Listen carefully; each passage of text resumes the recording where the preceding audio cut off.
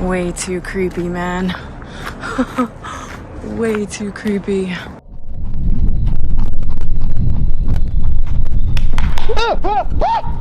Whoa! There's something else.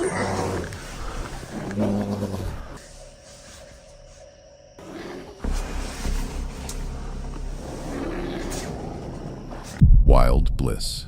Bunny is a YouTube channel built around the art of stealth camping in the most improbable locations imaginable. Walmart parking lots, behind convenience store dumpsters, inside derelict warehouses. If it's unexpected, she's probably spent a night there. Her content typically carries a playful, resourceful energy, scouting clever hideaways, staying cozy against the odds, making the urban landscape work in her favor. But sometimes the city has its own script to follow. This time, Bunny opted for something slightly off her usual map. A circle of redwood trees planted right in the middle of a bustling urban zone. Before she could even unfurl her gear, she spotted a couple occupying the nearby picnic table and had to bide her time, waiting for them to clear out before she could claim the spot. All right, guys, we got lucky. That was indeed them. They left. Here's the picnic table, and as you can see, we are now in this expansive ring of redwood trees that is in the middle of this urban environment where cars can walk by, people can walk by. So our mission now is gonna be to find a little tucked away spot that we can set up and camp for the night. It's gonna be a little bit crazy because there's the opening. People walk by all the time. So I'm hoping once the sun goes down, nobody's gonna be around here. See, and there's a car going by. Like with any camp, there's always unknown variables and you never know. We never know what's gonna happen. But for now, so great being in here, and let's find our spot. Look at these. Oh my gosh. It's just amazing. What is that? It almost looks like a baton. It's plastic.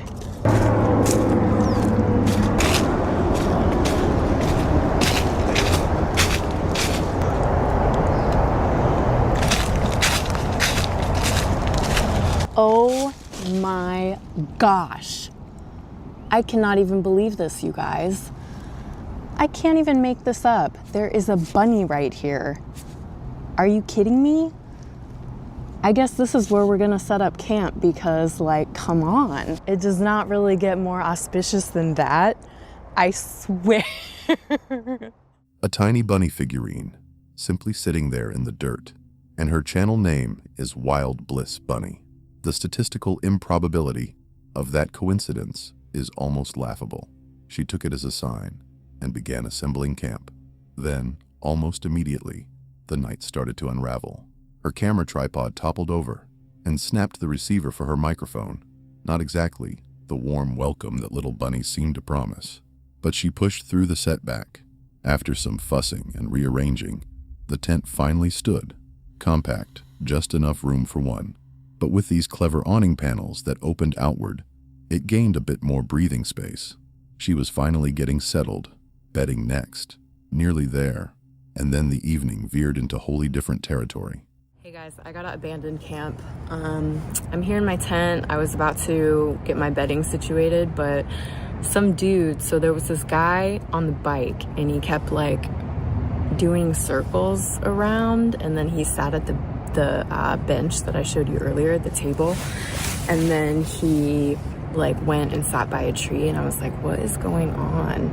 And then I thought he left, and then he came and he said knock knock after I like set up my tent and everything, and I'm like, why are you knock knocking? You know, why are you circling around on your bike and like making it like you left?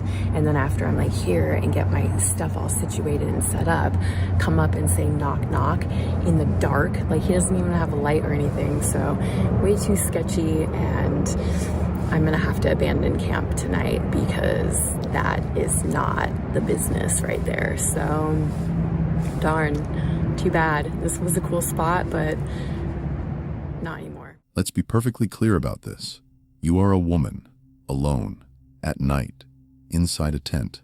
A man you don't recognize. A man who had already been circling on his bicycle, watching, then pretending to ride off, approaches your shelter in the dark and says, "Knock, knock." That is not a scenario where you hang around to discover what comes next. Her instincts screamed to leave, and she listened. She tore everything down at maximum speed and got out of there.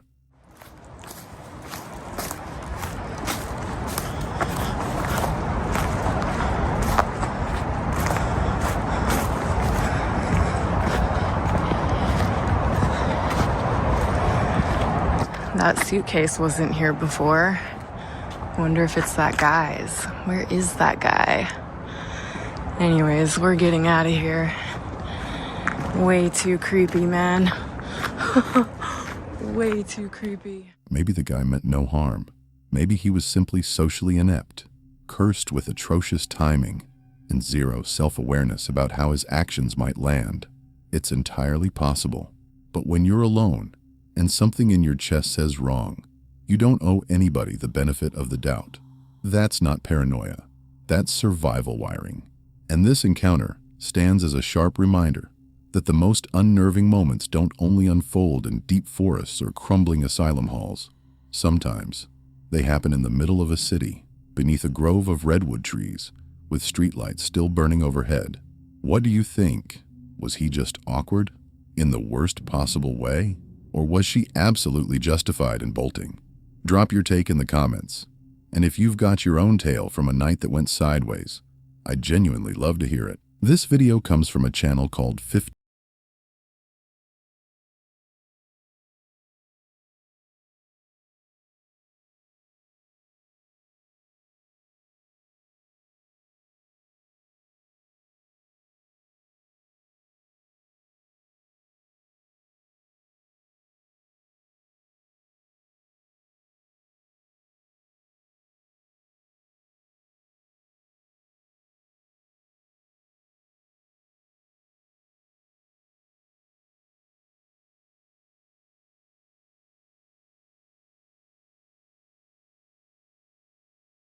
It makes sense when you consider it pops open like an ice shanty. Set it on the ground. Or it's just like a dang shanty. And you just pop this. Pop that. No, that's it. The tent is up, bro. Holy crap. That's nice. Bro, that's pretty fire. It's supposed to be 7x7. Don't really look like it. Boy, that's kind of slick. Look at that thing, man. It literally took 5 seconds. Yeah, that tent's kind of fire, though. I mean, it literally took, I mean, what takes the longest is doing the dang rain fly and stuff. And they really don't take long. Got a tent up in freaking 5 seconds, though. The twilight launched without a hitch. They cast their lines, traded laughs, and the timberland held its tongue around them. By the time darkness draped the scene, all remained steady, almost idyllic. Yet that breed of serenity, the deep forest variety, often wears a mask, and that evening, it failed to persist. Alright guys, well, I'm probably gonna head to bed. Probably gonna get up early, hit the lake again. Got my mattress pad, got the sleeping bag. This little tent's alright. This ain't bad at all. Not like crazy roomy, but it's pretty good. Could fit 2 people in here. Joseph shut his lids, foreseeing nothing. The backcountry, however, nursed its own script. I just woke up. I heard something like a weird noise. What the hell is it?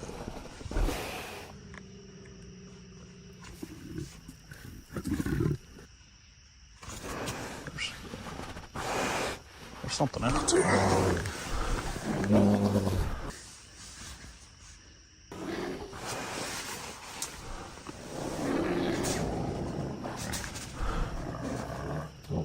First.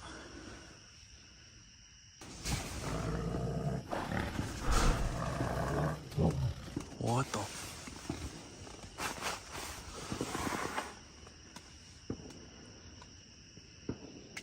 Yeah, that sounds like a bear, like for real.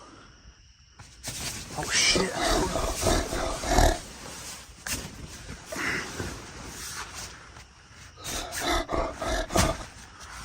I think it stopped, man. It like pushed my whole tent in right here.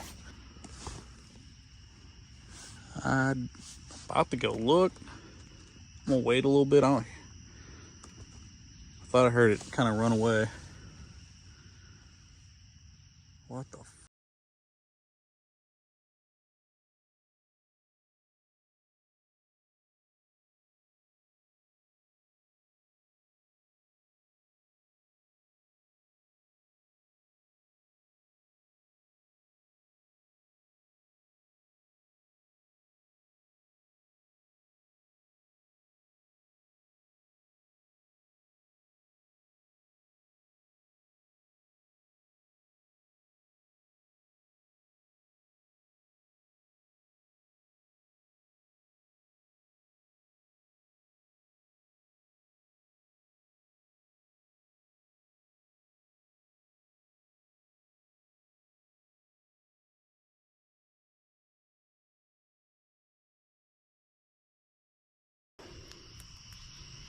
Got no idea where that thing went. I just started a big ass fire.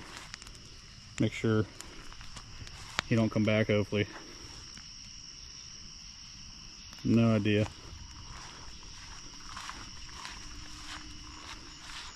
I think the tent's alright. I haven't seen anything on the tent.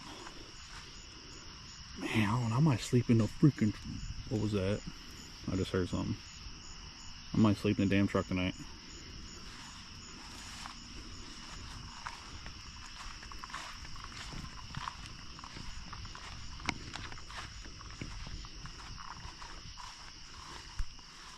Literally might be sleeping in the truck. I don't have any food out or nothing.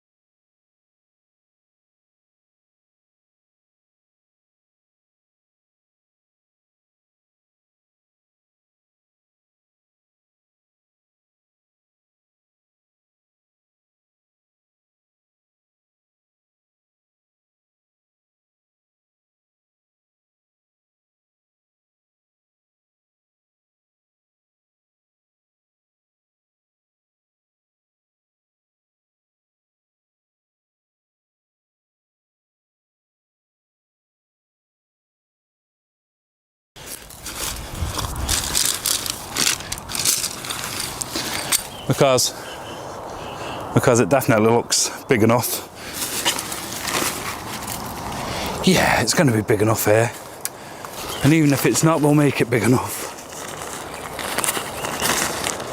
I keep looking around because I don't feel like I'm the only person here, and I possibly ain't the only person here. Because what time are we at? 8 o'clock in the evening. It's a gorgeous day as well. This ground's really soft.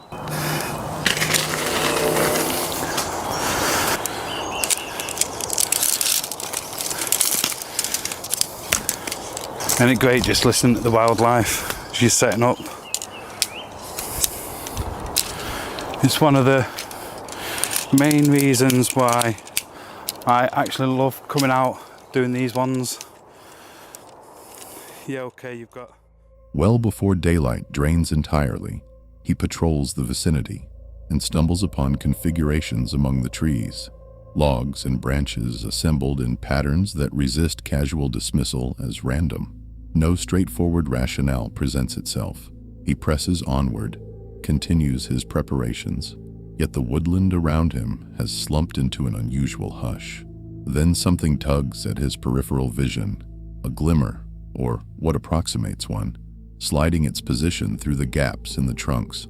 He fixes on it, rescans the same coordinates repeatedly. Whatever it is, it doesn't advance, but neither does it withdraw. It merely re-anchors, lingering at the threshold of sight, observing almost. That's the quality that unsettles. Not hostility, but endurance. It was like a thud. Just here. Is there someone else here with me?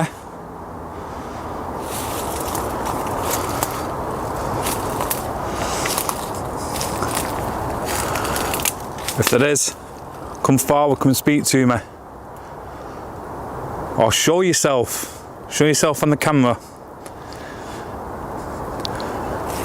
Maybe come and show me what you look like.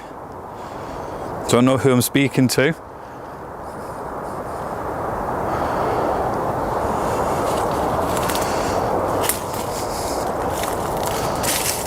Let's go over this side.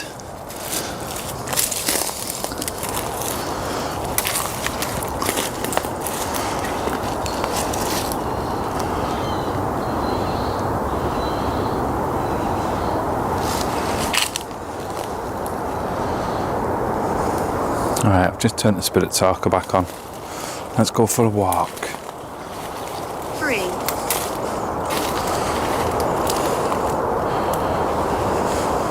Forgive my sins. 3. Forgive my sins. Well, what did you... 1,840. 1,840. 1840s. Leg. There's something... My name is Raymond. Raymond? Is that what we just got in the tent as well? Raymond? I'm always watching. You always watching, are you? Kelsey. What are you always watching? Are you watching people who come out here doing the photography? The strangest thing is, this place is supposedly I'm sorry. full of wildlife, like deers and all sorts. May I touch you? No, you cannot touch me. I've been trapped here. You've been trapped here. And the thing is, earlier on, we've seen deer tracks. Now, the flickers are no longer originating from a single bearing. They're materializing deeper within the forest, from multiple points concurrently. There's no longer a solitary locus to train his attention on.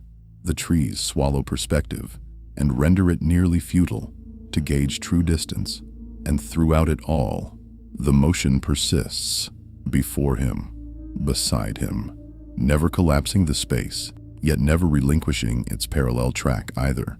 It carries the sensation of something matching his tempo, something intimately acquainted with the precise interval it needs to uphold. So we made it. We didn't run away screaming, anything like that. Had its moments though. Spirit Talker, that was absolutely insane. Some interesting stuff coming through on that. The EVP I'm not 100% sure about, but that weird light, or whatever it was in the sky during the night, I don't even know if the cameras picked it up, but that was very odd, especially with the sightings of UFOs and stuff. I'm not saying it was a UFO, and I didn't say it was a UFO then either. It could have been a plane, and it's just the angling, looking up at it. Then, one of the perimeter alarms shatters the quiet. He sweeps the zone immediately. Nothing presents itself. No imprints, no traceable motion, just the alarm and the hollow that follows. Additional noises emerge thereafter, muffled, hovering close to camp, skirting the monitored boundary. He ventures back out to investigate. Again, nothing he can corroborate with his own sight.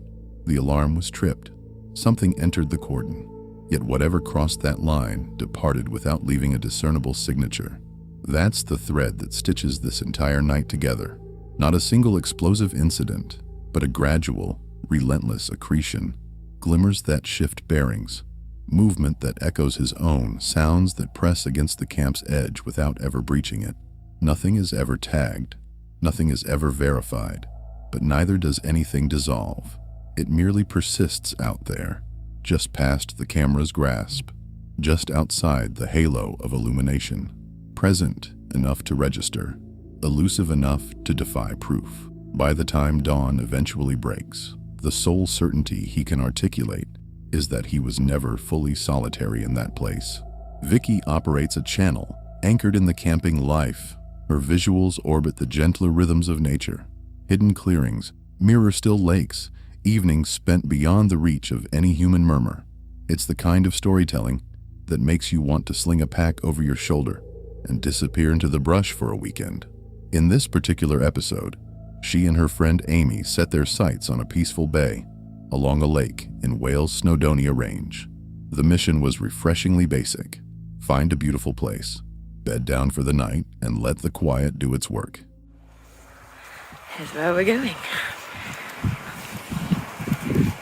So we think we found quite a little quiet lake spot for tonight. It's near Llyn and that little busy area. And yeah, so hopefully think I've been quite clever in where we've parked and how we found it. And I'm thinking we're going to be fairly alone tonight. So that's always good in Snowdonia in September. See that little dot up there? That's Amy at the top of the hill. And here's me back at the bottom. Because why? We forgot the water filter. And we realised when we was right at the top. It doesn't look that steep from here, but I promise it's steep. The hike stretched longer than anticipated, including one particularly frustrating climb back down the slope after the sinking realization that they'd left their water filter at the car. But eventually, the lake opened up before them. It delivered everything they'd hoped for and more. So here we are at Llyn, beep, and don't know what this is. They've covered up the car park, which is here. There's no longer access to the world's most perfect car camping or van spot ever. Meanies. But yeah, here's our location. Very flat ground over there. I mean, we might camp there, or we might find some around there. We shall see. They raised their tent, settled into the landscape, and let evening wash over them at its own unhurried pace. A flock of sheep drifted past their campsite, cropping grass along the shoreline with an almost meditative calm. It was peaceful, easy, the exact brand of night the campers chase. We have been greeted with these sheep everywhere. So the sheep are now making their way around the lake in an orderly fashion.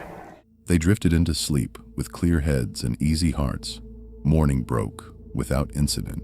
Coffee was made, gear was stowed, and they began the walk back along the trail to their vehicle. And that's when the trip took a sharp detour into the unexpected. So coming back from the car, from our camp, I have 4 flat tyres and a smashed windscreen and a smashed window, complete with rock inside.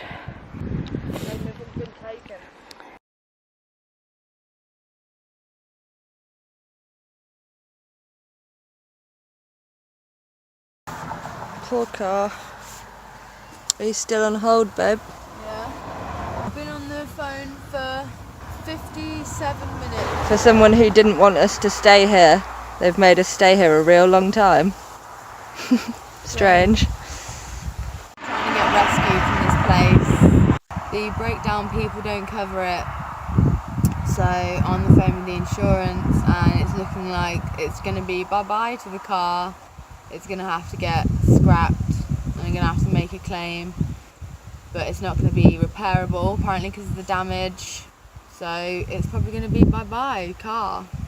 So the farmers literally killed our car, murdered it. Even yesterday somebody else was parked just over there, not blocking the gate as well, another local person walking to the lake. There was no gate access blocked at all. He saw us probably, yesterday, when he came in, heard the sheep. I guess really hates wild campers, because it's not like we're in the way of the gate, so what other reason could it be? No, nothing was stolen from the car. Nothing was stolen. The question that sticks is why.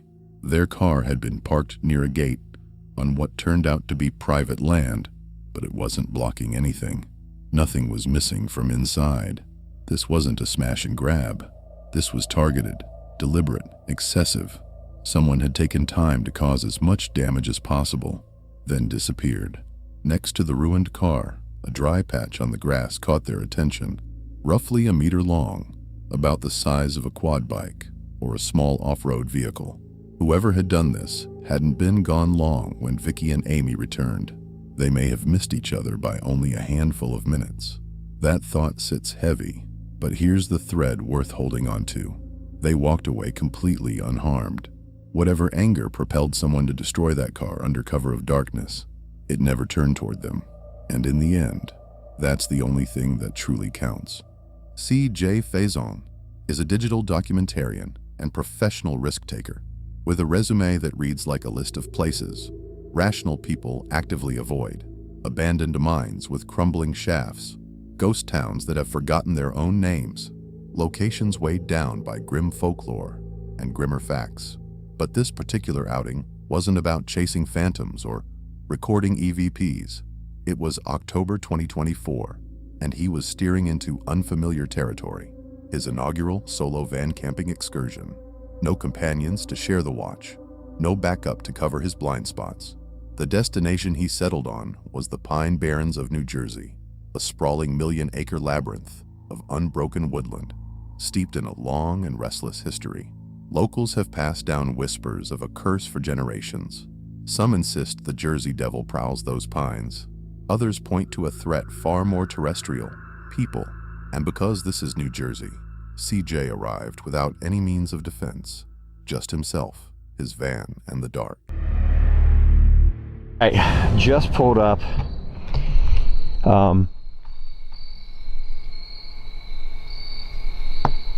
That's weird. Sounds very hollow.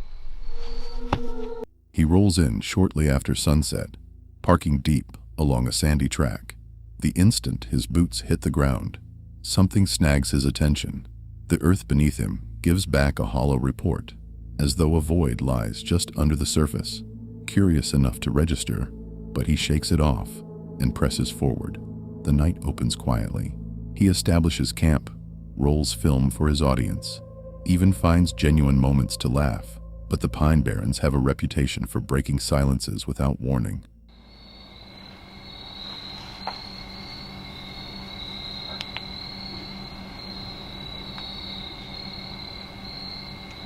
I feel very nervous because this, like, completely solo. You're in the middle of the woods. I'm gonna get my stuff. I'm gonna go on a little bike ride here, and we're gonna go explore around together. When he returns from a brief bike ride, the atmosphere has shifted. Those two logs are knocked over. The two logs are actually knocked over. I know for a fact that one was standing up, and I know that I'm 99% sure that one was standing up too. Two thick logs he had propped upright before departing now lie flat against the soil, both of them. No wind to account for it, no animals visible in the vicinity. CJ runs through possible explanations, but none stick. He secures the van, keeps the lens rolling, and settles in to wait. That's when the noises begin, sounds emanating from somewhere just beyond his perimeter.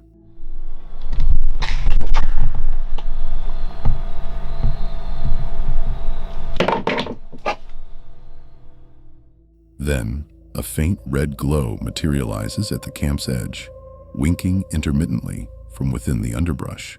He ventures over to inspect and discovers a flashlight, one that isn't his, with its power switch still set to off. The f is that? What the? What is that?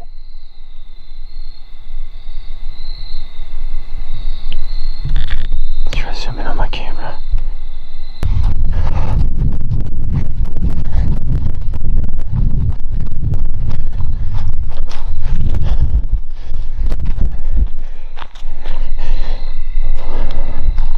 Come the fuck, come on. That's somebody's flashlight. Hello? I don't even know. It was a ding or something.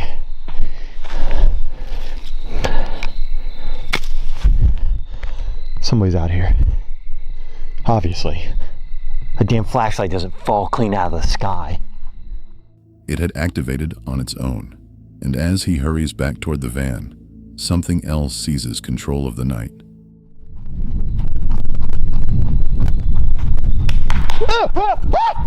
Whoa! No. Mother I'll beat you with this flashlight if I find you. Someone is out there. That conviction settles into his bones.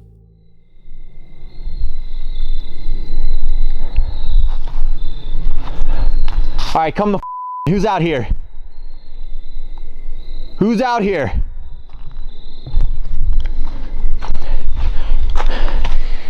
I'm 9,000% sure that light was not on. 9,000%. Then a second light source flickers to life without intervention.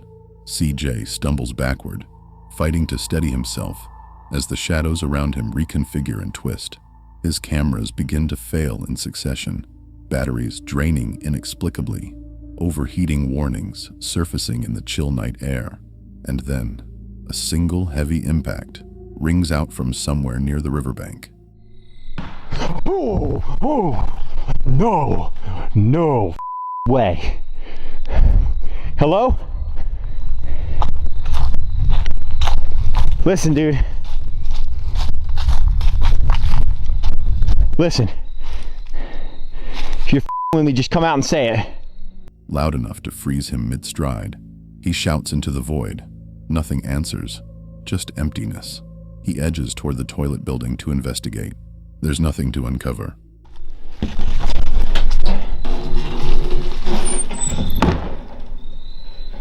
I'm 9,000% sure that boom or bang came from that right there.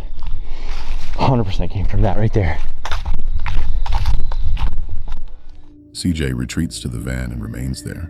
No further forays into the open, only the low hum of the Starlink dish and the persistent, skin-crawling sensation that something within the tree line has its attention fixed on him. No one tried to break in the van that I know of, at least. I think when I fell asleep, I was just like, ow. I enjoy the van camping thing. I felt way safer than when I'm like camping in a tent, that's for sure. Dawn arrives still and undisturbed. The bike sits where he left it. The van bears no marks of interference. On the surface, everything appears perfectly normal, yet somehow, it doesn't feel that way. The pine barrens have lapsed back into silence. The kind of silence that offers no reassurance, because whatever stirred through those woods in the darkness never needed to reveal itself. It had already delivered its message.